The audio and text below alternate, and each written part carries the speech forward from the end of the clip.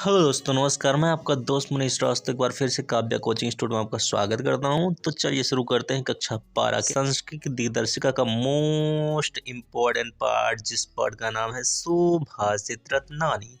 क्या होता है सु, क्या होता है भाषित, क्या होता है रत्नानी, तो तोड़ के पढ़ो और समझो।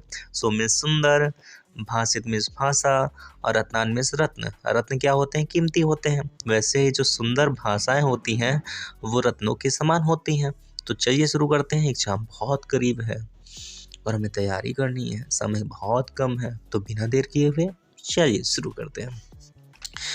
कहा गया भाषासु मुख्या मधुरा दिव्या गिरवाण भारती तस्या ही मधुरम काव्यम तस्मा अदप सुभाषितम। भाषासु में भाषाओं में मुख्या में मुख्य, मधुरा में मधुर, दिव्या में दिव्य। अगर भाषाओं में मुख्य, मधुर, दिव्य कोई भाषा है तो वह गिरवाण भारती है। गिरवाण भारती में क्या होता है? देववाणी, अर्थात कौन सी भाषा? संस्कृत भाषा। भाषाओं में मुख्य, मधुर, दिव्य कोई भाषा है तो वो देववाणी अर्थात संस्कृत भाषा है। और तस्या ही मधुरम काव्यम, इसका मधुर सबसे ज़्यादा काव्य है। और तस्मा अदपि, उससे भी ज़्यादा अधिक मधुर, सुभाषितम, इसके सुंदर भाषा अर्थात सुंदर वचन है। तो क्या कहेंगे एग्जाम में? हम लिख के आएंगे भाषाओं में मुख्य, मधुर, दिव्य अगर कोई भाषा है तो देववाणी अर्थात संस्कृत भाषा है। और इससे भी अधिक मधुर इसका काव्य है और उससे भी ज़्यादा अधिक मधुर इसके सुंदर वचन हैं। आगे कहा गया है सुखार्थिनो कुतो विद्यार्थिनो सुखम। सुखार्थी व तज्जते विद्या, विद्यार्थी व तज्जते सुखम। सुखार्थिनी में सुख चाहने वाले को, कुतो में कहाँ पर, विद्या में विद्या। सुख चाहने वाले को विद्या कहाँ पर, अर्थात सुख चाहने वाले को विद्या नहीं मिल सकती।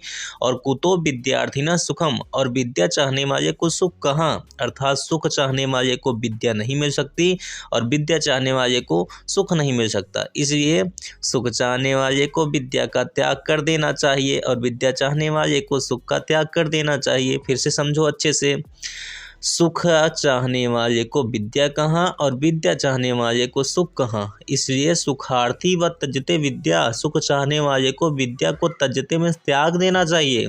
और विद्यार्थी व तजते सुखम, विद्या चाहने वाले को सुख का त्याग कर देना चाहिए।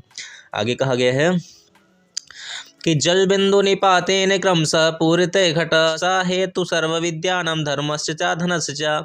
जल बिंदु, जल की बूंदों से, निपातेन, निपातेन में टपक टपक करके, क्रम से, पूरिते में पूर्ण रूपेण, घड़ा में घड़ा, एक विशाल घड़ा, खूब बड़ा सा घड़ा जल की थोड़ी थोड़ी बूंदों से धीरे धीरे करके भर जाता है। ठीक वैसे ही हमारा जो शरीर है ना, ये एक विशाल घड़े की तरह है और इसमें जो जल की बूंदें आ रही हैं वो क्या क्या चीज़ें हैं? विद्या है, और क्या है? धर्म है, और क्या है? धन है।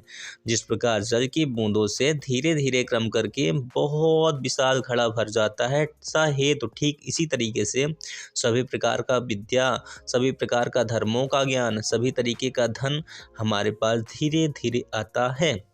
अब अचानक से थोड़ी ना पूरा ज्ञान आपको मिल जाएगा, अचानक से ऐसा थोड़ी नहीं हो सकता बहुत पैसे आपके पास हो जाए, ऐसा नहीं हो सकता। धीरे धीरे धीरे धीरे मेहनत करो ना तो आगे बढ़ोगे। चल आगे देखते हैं बच्चों। कहा गया है काव्य शास्त्र विनोदेन कालो गच्छत धीमताम व्यसनेन च मूर्खाणाम निद्या कलहेन वा। काव्य शास्त्र विनोदेन कालो गच्छत धीमताम। काव्य शास्त्र विनोदेन, काव्य शास्त्र में था काव्य शास्त्र, विनोदेन में था अध्ययन करना, कालों में समय, गच्छत में बीतना, धीमताम में था विद्वान व्यक्ति। विद्वान व्यक्तियों का कालों में समय हमेशा बीतता है, क्या करने में? काव्य शास्त्र को पढ़ने में।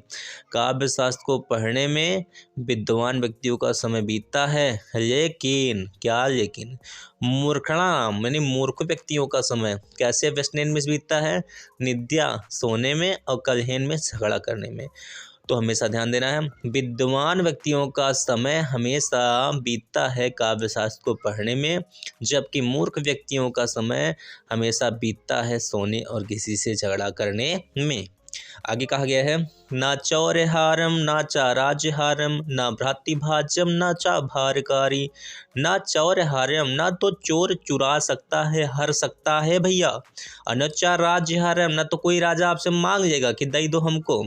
न चोर चुरा सकता है, न राजा मांग सकता है, न भ्रातृभाज्यम, ना तो भाइयों के बीच में भाज्यम विभाजित किया जा सकता है।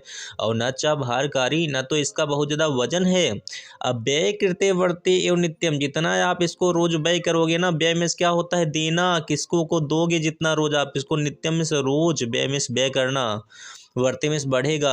जितना ही आप इसको रोज किसी को दोगे ये बढ़ेगा। अब सोचो, ना चोर चुरा पाएगा, ना राजा आपसे हर पाएगा, ना तो भाइयों के बीच में बांटा जा सकता है, ना तो इसका बहुत ज़्यादा वजन है। और जितना हम व्यय करेंगे उतना ही बढ़ेगा। ये क्या है भैया? तो ये है विद्या धनम सर्वधनम प्रधानम। विद्या एक ऐसा धन है जो सभी धनों में प्रधान है। आशा करते हैं आपको समझ में आ रहा होगा। चलिए और मेहनत करिए। कहा गया परोक्षे कार्य हंतारम प्रत्यक्षे प्रियवादिनम व्रजत्यात्रादि सम्मित्रम विश्वकुंभम पयोमिकम। परोक्षे कार्य हंतारम, हंतारम इसका है बिगाड़ना, कार्य में कामों को, परोक्षे में पीठ पीछे। अगर कोई ऐसा मित्र हो आपका, सुन लीजिए बच्चों, ऐसा कोई मित्र हो जो आपके पीठ पीछे आपके कार्यों को बिगाड़ दे। अप्रत्यक्षे प्रियवादिनम, सामने आकर के मीठी मीठी बात करे, आपके हम हैं, हम ही आपके हैं, समझ लीजिए गड़बड़ गड़बड़ है। परोक्षे कार्य हंतारम प्रत्यक्षे प्रियवादिनम, पीठ पीछे कार्यों को बिगाड़े और सामने आकर के मीठी मीठी बातें करें। तो वर्जते त्रादिशम, वर्जते में तो वर्जित कर दीजिए, अर्थात छोड़ दीजिए। किसको? मित्रम, ऐसे मित्र को। ऐसे मित्र को आपको छोड़ देना चाहिए। और किस तरीके से छोड़ना चाहिए? विष कुंभम पयोमुखम, विष से भरे हुए घड़े के पयोमुखम, मुख के पास लगाने के बाद लोग उसको त्याग देते हैं, वैसे ही आपको इस मित्र को छोड़ देना चाहिए। चलिए आगे देखते हैं। कहा गया बच्चों कि उबते सविता त्रामस एवमस्तु चा संपत्तो चा विपत्तो चा महता मेक रूपता। जब सूर्य, सविता माने होता है सूर्य, उदित में से उदय होता है। जब सूर्य उदित होता है तो त्रामस, त्रामस तांबा, तांबे की रंग जैसा होता है। और एवमस्तु में तुचा, जब अस्त होता है तब पर भी, अर्थात जब सूर्य उदय होता है तब पर भी एक जैसा होता है और अस्त होता है तब पर भी एक जैसा, तांबे की रंग जैसा होता है। ठीक वैसे ही संपत्तो, अर्थात बहुत ज़्यादा संपत्तियाँ आ जाएं, चा माने और होता है, विपत्तो या बहुत ज़्यादा विपत्तियाँ आ जाएं। महतो में महान व्यक्ति, एक रूपता हमेशा एक रूप में होता है। जिस प्रकार सूर्य के उदय होने पर और सूर्य के अस्त होने पर वह एक रंग जैसा होता है, ठीक वैसे ही चाहे महान व्यक्ति के पास संपत्तियां आ जाएं चाहे विपत्तियां आ जाएं, वह हमेशा एक रूप में ही होता है। समझ में आ रहा है बच्चों? चलिए आगे देखते हैं कि विद्या विवदाय, आगे कहा गया है विद्या विवदाय धनम मदाय शक्ति परसा परपीड़नाय खलस साधो विपरीत मेघ ज्ञानाय धानाय च रक्षणाय। विद्या, जो भी मूर्ख व्यक्ति होता है ना भैया, वो विद्या का प्रयोग विवदाय, झगड़ा करने में करेगा।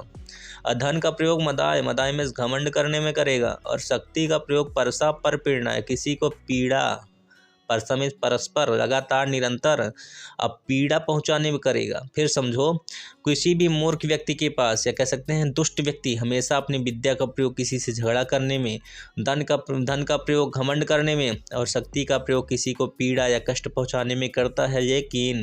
लेकिन का खलस साधो, साधो में सज्जन व्यक्ति, खलस साधो, लेकिन जो सज्जन व्यक्ति होते हैं इसका विपरीत करते हैं। विपरीत में क्या? उल्टा। क्या उल्टा? लिखा है मेत ज्ञानाय, वह विद्या का प्रयोग ज्ञान के लिए, दानाय, धन का प्रयोग दान के लिए, च रक्षणाय, और शक्ति का प्रयोग किसी की रक्षा करने में करते हैं। हमेशा मूर्ख या दुष्ट व्यक्ति अपने विद्या का प्रयोग झगड़ा करने में, धन का प्रयोग घमंड करने में, शक्ति का प्रयोग किसी को पीड़ा या कष्ट पहुंचाने में करते हैं। लेकिन सज्जन व्यक्ति हमेशा इसका विपरीत करते हैं। विद्या का प्रयोग ज्ञान के लिए और धन का प्रयोग दान के लिए और शक्ति का प्रयोग किसी की रक्षा करने में करते हैं। आगे कहा गया है, क्या कहा गया है कि सहसा विदित्य न क्रियम विवेकम परब आपदा पदम वृत्ते ही विमस्कारणम गुणयुद्धासमेव संपदा। अचानक से बिना विदित मिस जाने समझे बिना क्रिया विवेकम, अपने दिमाग का प्रयोग किए बिना कोई काम करोगे तो क्या होगा? परम आपदा पदम, जो आपदाएं आएंगी उन आपदाओं की जिम्मेदारी आपकी होगी। इसलिए सोच विचार कर काम करिए। अगर सोच विचार कर काम करेंगे तो गुण लब्धा स्वमेव संपदा, हमेशा गुणों का लाभ और स्वमेव संपदाएं आपके पास आएंगी।